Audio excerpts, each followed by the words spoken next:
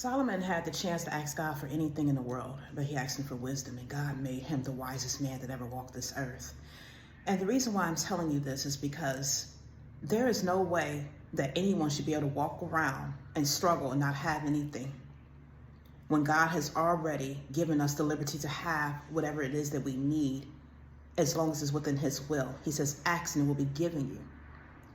And when you ask for something, he is a father that gives good gifts. He does not withhold anything. He says in the Bible, there's a scripture in the Bible that talks about if you ask for a loaf of bread, he will not give you a stone. And if you ask for fish, he will not give you a serpent. He's a father that gives good gifts, as we who are wicked men know how to give good gifts to our children. Think about your child. If your child wants something, they want something for their birthday, or they want a present for a holiday, you're not going to just give them something evil. You're not going to withhold from them. If you have the means to give it to them, you being a person who is made of sin and flesh, you're going to give good things to your children. So the same way God wants to give good things to us. But a lot of times, people either don't go to God and ask what it is that they want and need, or they ask amiss, meaning they ask for their own selfish motives and purposes. And then you want to sit here and put your burdens upon other people. There are people out here who, you might be struggling in a certain area, but you have not gone to God. All you need to do is go to him and ask. Now, he's not going to help you lose weight if you want to lose weight just so you can be attractive and attract the attention of men, so you can go around and act as a whore and fornicate with all these different people. Or he's not going to give you riches and wealth so that you can go out here and buy all these flashy cars and pick up a bunch of different women and have sex with all these different women and take them on trips and stuff so you can impress women and other people. He's not going to give you things like that for your selfish motives and desires and for frivolous means. When he gives you something, it's going to be for a benefit and for a purpose. When he gives things to people, it's going to impact your life and the lives of others in a major way. And there are people out here who are asking for things out of their own selfish motives because you're coveting what someone else has. You're looking at your neighbor with evil eyes. You're coveting them. You're looking at the things that they have, and you don't understand that God has placed things in certain people for a specific purpose that is supposed to impact other people's lives in a major way. And you're sitting here, want to covet what they have, taking things from them, being jealous and envious of them, so you could have some for your own little menial, trivial benefit, and use it for your own heart's selfish desires. It's something that you use to impact just your life and the lives of your immediate family. But this person was meant to have these things to impact the world or do something on a monumental level, and you just don't understand that because you cannot fathom that in your small comprehension. And so you walk around here coveting what belongs to your neighbor, even though the Bible says do not covet what belongs to your neighbor. I look at myself like me. I always revert back to myself because, see, I can talk about this. God blessed me with certain things. Yes, he blessed me with beauty.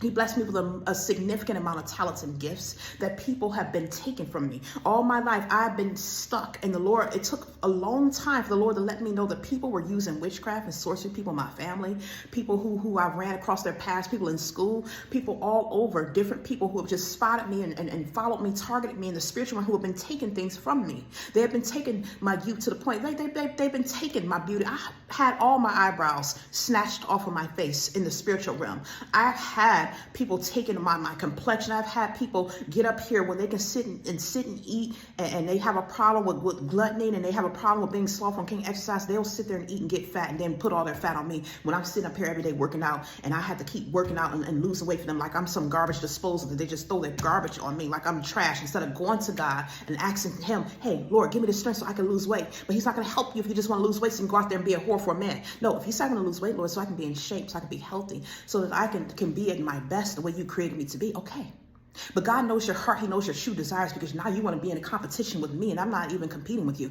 God gives certain people talents and gifts for a purpose. The Lord already let me know that I was supposed to be in the limelight, meaning I was supposed to be at a high level status where I was supposed to impact the world in a major way, and I was supposed to be up there with celebrities. Have you saw celebrities? Celebrities are people who possess a lot of amount of talents. A lot of them are beautiful. They draw people in. They have charisma, have personalities. They have great personalities. They can get along. They're people persons they're that way because they're meant to attract people, that people gravitate to them. And I've had people who have sat here maliciously, watched everything I had, and were coveting it, did not know that God had a significant purpose on my life so that I could bring people to his kingdom and help free people out of their bondage. But there have been people who have clung to me have held on to me, stealing gifts and stealing things out of me, stealing my mind, stealing my brain, stealing my knowledge, stealing my beauty, stealing my body, stealing my athleticism, stealing everything, my wisdom. And you guys don't know, you don't understand. See, I'm telling you, you don't understand. You're going to have to give an account for all of this. You are not going to get in his kingdom. You don't understand that this jealousy that you have, all this competitiveness that you have, that this contention that you have, that you're striving to keep up with me and other people, instead of accepting and embracing who you are and allowing God to bring you up to your highest level where he is to your fullest potential. Because see, he has created you for a purpose. Okay, just like Solomon.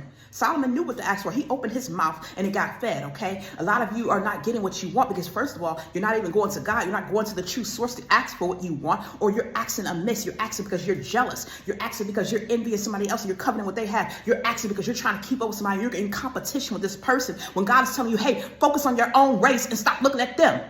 If you knew what the heck I had to deal with, believe me, you would not want my life.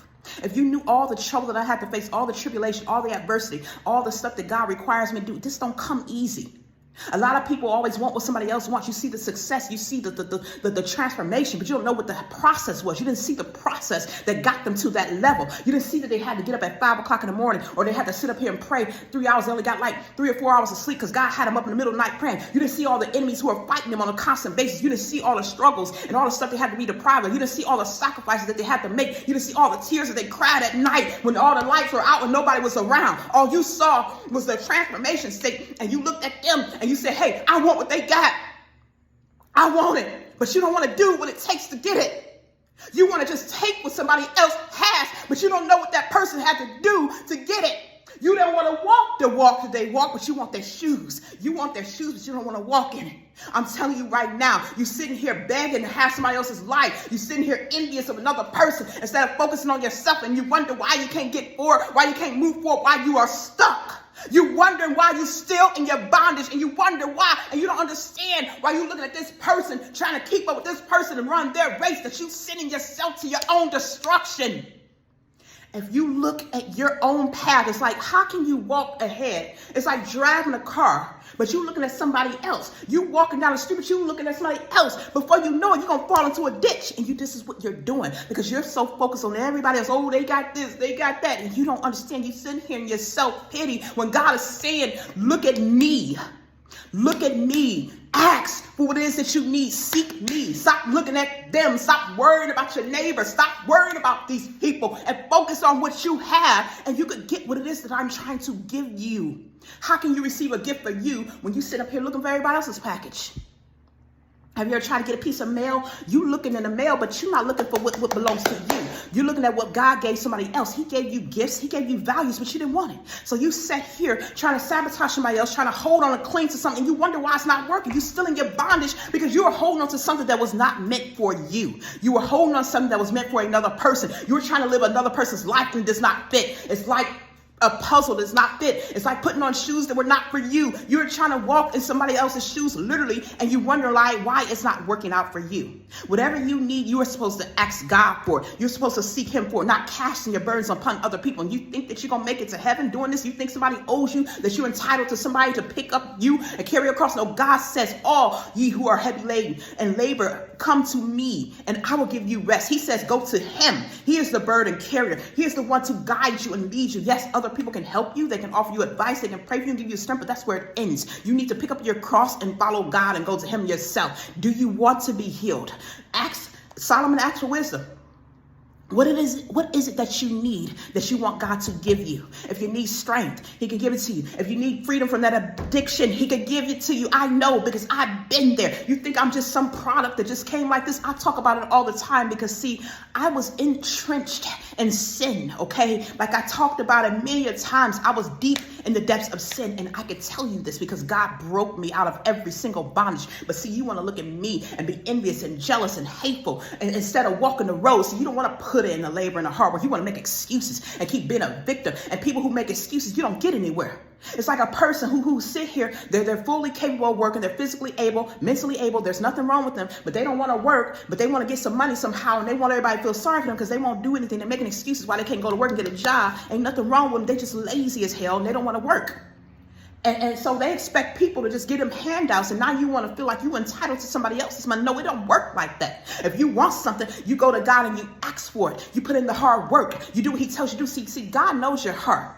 He can heal you right away if he wants to. He can deliver you from that sin right away. Sometimes he will require you to do something to see if you truly, really mean it, if you truly, really want out that bondage. See, he'll require you to do something. See, if you just like the person who goes to the doctor, if he tells you what to do and he sets out these guidelines and the parameters for you to receive your healing and you don't do it, that's on you. See, God knows your heart. He knows you really don't want to come out that sin. He knows you want to stay in your bondage. He knows you're just playing around and you're not serious. And that's why he has not delivered you yet. But you want to sit here and feel entitled that somebody else owes you. Somebody else got to pick you up. No, nobody has to pick you up. And you keep putting your stuff on God's anointed, you're going to find yourself destroyed.